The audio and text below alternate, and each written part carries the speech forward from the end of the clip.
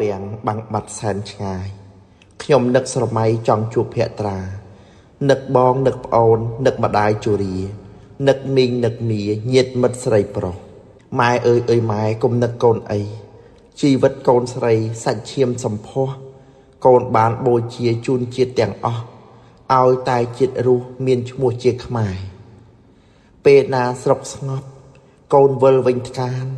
ជួបញាតិសន្តានប្រត់យូរឆ្នាំខែសូមម៉ែកុំគិតថាចិត្តកូនព្រួប្រែភ្លេចក្រុងភ្លេចស្រែដែនដីចំការបើមានគ្រោះថ្នាក់សូមម៉ែកុំស្ដាយព្រះលោកដំរាយទុកជាដំរាក្តីសុខនឹងទុកជារឿងធម្មតាយើងត្រូវរក្សាទឹកដីឲ្យគង់